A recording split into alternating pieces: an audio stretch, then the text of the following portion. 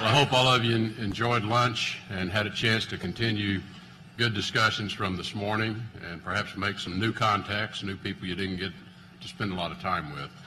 At this time, it is truly my privilege and my pleasure to welcome a great friend of the whole neighborhood, a great friend of Mexico, Central America, and all the Western Hemisphere, the Vice President of the United States, Mike Pence.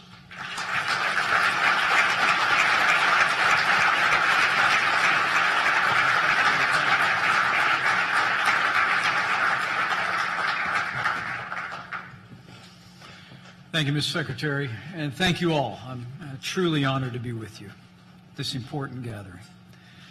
But before I begin, allow me to address the attack that took place yesterday in our nation's capital.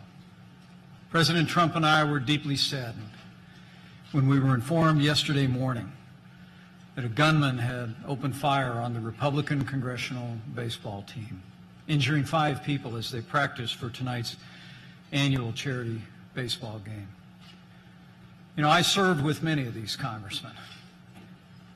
They're my friends, including Representative Steve Scalise, who was seriously wounded. But I can say with confidence that he continues to receive the best possible medical care at MedStar Hospital in Washington, D.C.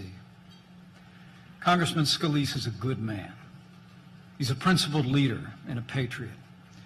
And like all those who come to serve in our nation's capital, Steve loves this country, and his service does credit to the people of his state and the people of this nation. Karen and I join millions across America in praying for Steve, for all the injured and their families in this difficult time. But we're especially grateful to the brave police officers who ran into danger without regard to their personal safety. As I told her and her family this morning at the hospital, the courageous actions of Officer Crystal Griner and that of Officer David Bailey saved lives and prevented an even greater tragedy. And the American people are grateful for these courageous police officers.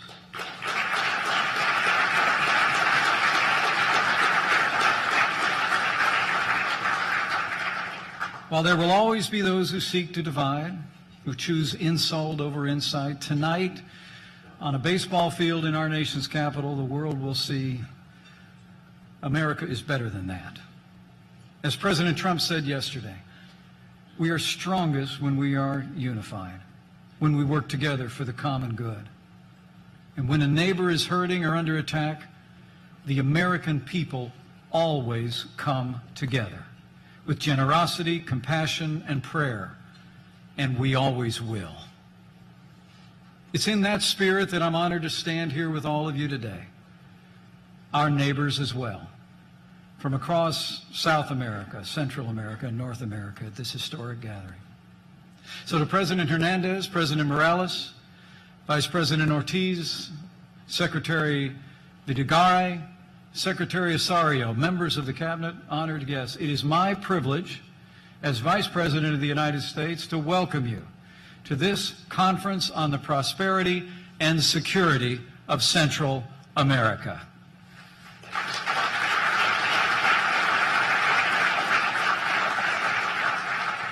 I bring greetings today from my friend and a champion of the strong partnership between the United States and Central America, the 45th President of the United States, President Donald Trump.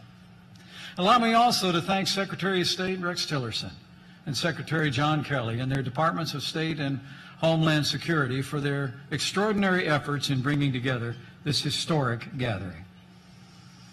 Allow me to also thank the government of Mexico for their full partnership in making this event possible. Let's give these departments and let's give the government of Mexico a vigorous round of applause.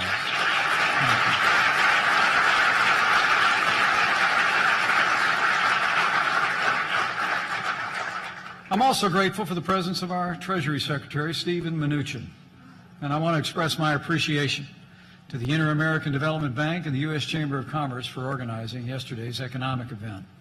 And also let me personally thank all the public and private sector leaders who traveled to be here today from across the Western Hemisphere and Europe. Before such a distinguished group of leaders, Today, it is my privilege, on President Trump's behalf, to thank President Hernandez, to thank President Morales, and to thank President Ortiz for the progress you have made in the Northern Triangle. We congratulate you and we commend you.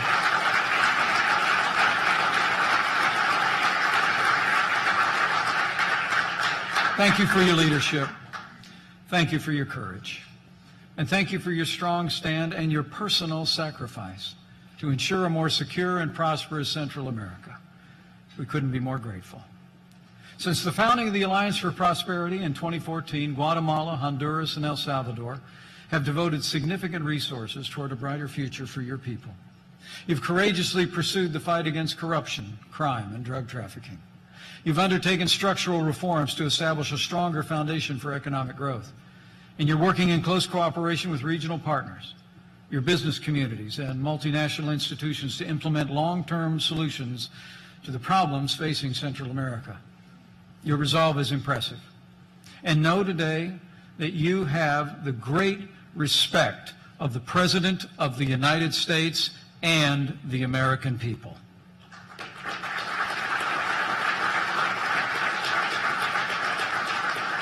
And on behalf of the President, allow me to assure you, the United States of America stands with the nations and people of the Northern Triangle. We stand with you in your commitment to root out crime and corruption. We stand with you in your commitment to stop the scourge of drug trafficking once and for all. And the United States of America stands with you as you build a more secure and prosperous future for the benefit of your people and the benefit of the Western Hemisphere.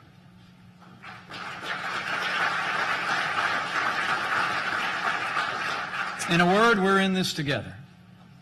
As the President has said often, his highest duty as President of the United States is to keep America safe. But this President knows that your security and your prosperity are directly connected to ours. This very gathering is a testament to President Trump's commitment to a stronger, safer, and more prosperous Central America. I'm pleased to announce at the President's direction that I'll be traveling to Central and South America later this year to continue to build on the good work being done at this conference.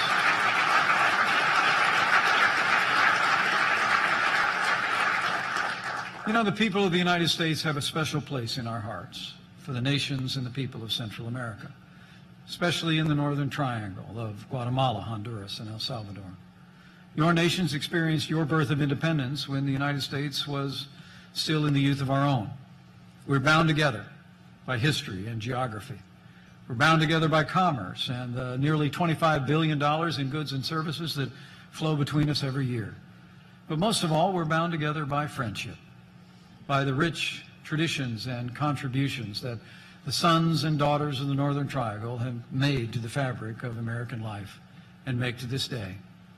Be assured the United States is proud of our strong partnership with the nations of the Northern Triangle. We are committed to strengthening that partnership so that we can continue to address the significant problems facing our neighborhood. You sit at the heart of the Western Hemisphere, where North meets South, and every day, countless people and products pass over your streets, through your airports, your seaports, and across your borders. By and large, this flow of commerce and crowds benefits us both in the exchange of culture and goods and services. But as we all know, Central America has been plagued as well by vicious gangs and vast criminal organizations that drive illegal immigration and carry illegal drugs on northward to a journey to the United States. These criminal syndicates wreak havoc everywhere their tentacles spread, as your people know all too well. At this very moment, there's an estimated 85,000 active gang members in the Northern Triangle alone. They bring untold misery, corruption, and violence to your communities. 1 out of every 5 citizens in this region is a victim of crime every year, from theft to extortion to kidnapping to human trafficking or worse. But the consequences of this rampant crime are not restricted to the Northern Triangle. They radiate outward and swiftly reach us here in the United States. Central America is merely the beginning of a journey for too many migrants fleeing poverty and violence. It's merely a stop on the highway as people confront the merchants of death in the region. Driven by the high demand for narcotics here in the United States, fully 80% of documented drug traffic travels through Central America. 80%. The American people are reminded of the terrible cost of drug trafficking, gang violence, and illegal immigration every day. We see it in the gangs and violence that plague our streets and cities. We see it in the news with the names of the victims and their families. We see it on the faces of our families and friends who've fallen prey to the scourge of drug addiction. President Trump has made it clear that this must end, and under his leadership and yours, this will end.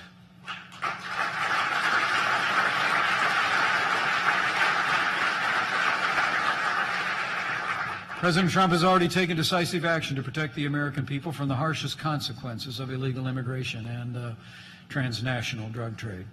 This president has ordered the creation of, in his words, an aggressive strategy to dismantle the criminal cartels that have spread across our nation. And our administration has wasted no time under the leadership of Secretary Kelly in removing gang members, drug dealers, and criminals off the streets of America. The president's leadership is already making a difference. Criminal organizations such as MS-13 are being decimated and going directly into prison. And thanks to President Donald Trump, illegal crossings at America's southern border are down nearly 70% since the start of this year. And we are grateful for our partners in Mexico and across the Northern Triangle who have contributed to our progress in this area. But to further stem the flow of illegal immigration and illegal drugs into the United States, President Trump knows, as do all of you, that we must confront these problems at their source. We must meet them and we must solve them in Central and South America. The United States partnership with the Northern Triangle is built to accomplish this vital mission. It's what brings us here today. In terms of security, the United States of America is helping train your police forces. We're supporting your attorneys general as they target drug traffickers, gang leaders, and corruption. We're sharing information to better disrupt the flow of weapons and cash into criminal hands. And the United States is proud to support programs in the Northern Triangle that strengthen civil society, improve education and literacy, and spur economic growth in impoverished areas. American assistance in business development and agriculture in Guatemala, El Salvador, and Honduras in recent years has created more than 40,000 jobs and lifted tens of thousands of families out of poverty. Rest assured, under the leadership of President Trump, the United States will continue to work with our partners to support the programs that prove effective. Even in this time of fiscal challenges, I'm pleased to report that President Trump has made clear our commitment to this region by requesting an additional $460 million for security and prosperity in Central America.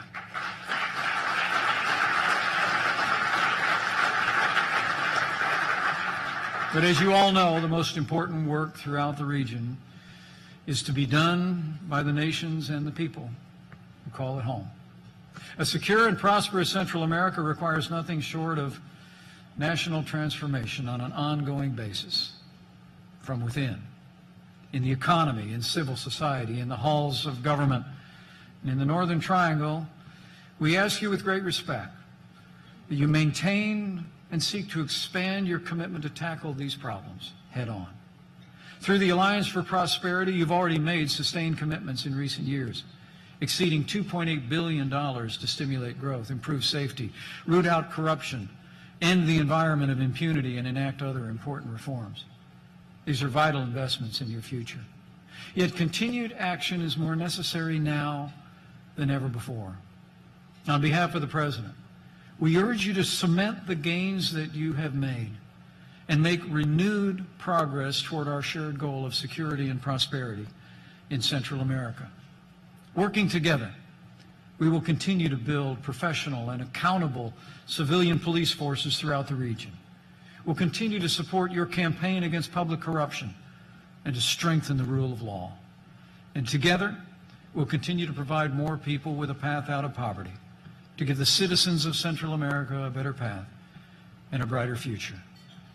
But to accomplish these goals, the nations of Central America must continue to work with new partners in the business community, in government, and in the faith community to foster stronger and more robust civil societies and economies, to staunch the flow of illegal drugs and illegal immigration, and to combat gang violence and organized crime.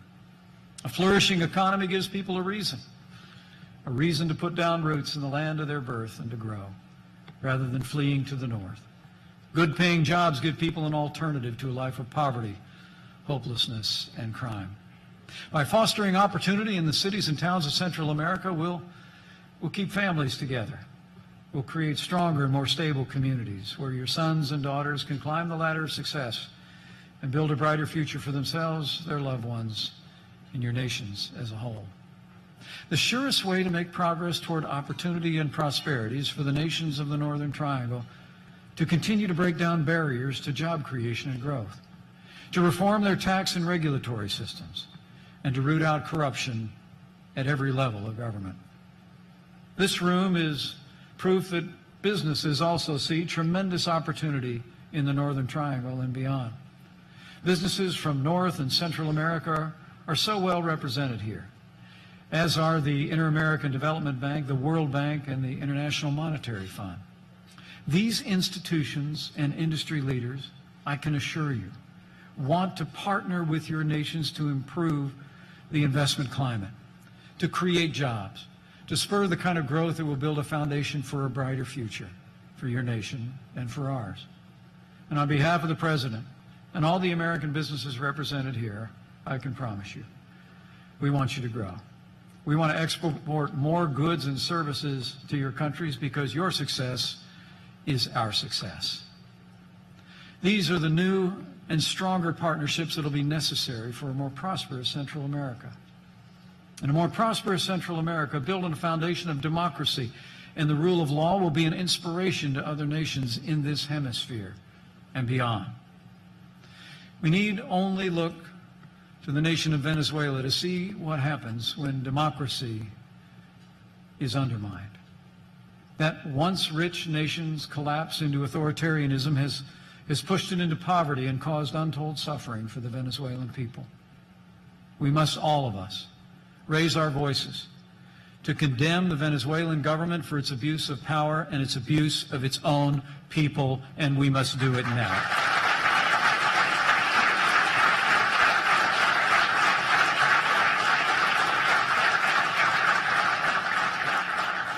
And across the wider region, we must show Venezuela and its people that there is a better path, the path of democracy, of justice.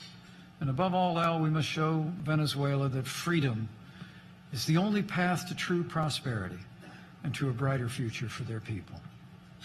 But we must always remember that security is the foundation of prosperity. In the Northern Triangle, we must pursue new and stronger partnerships. In a word, to drive out the criminals, the cartels, the gangs, and all who would undermine a future of peace and safety for your people. It's vital that the Northern Triangle expand its security cooperation and integration, not just with the United States, but also with other nations of Central America, Belize, Costa Rica, Nicaragua, and Panama. So, too, we must continue to work closely with Mexico to cripple drug traffickers and disrupt criminal organizations as they seek to travel north. And we cannot overestimate the importance of strong borders. Under President Donald Trump, the United States borders will be strong, but the borders of the United States will always be open to legal immigrants and the lawful flow of commerce. But we will make sure our borders are closed to those who would do us harm, and it will be impassable to the drugs that are besetting our families and communities. Today, we pledge to strengthen the bonds that join the United States, the Northern Triangle, and all the nations of Central America together in this new world. Let today mark the beginning of a new era here in the new world, of partnership and progress throughout our neighborhood for the benefit of all of our people. You know, as the old book says, let us encourage one another and build each other up, just as in fact we are doing. Together, I know we will build on the foundation of friendship between our lands and between our people. Together, we will reach new heights of safety and security and peace and prosperity. And together, with the help of all the leaders gathered here, with your determination and renewed commitment to the principles that make security and prosperity possible, with President Donald Trump in the White House, and with God's help, I know we will finish the task before us. We will step forward together in the Western Hemisphere and meet the glorious future that awaits us.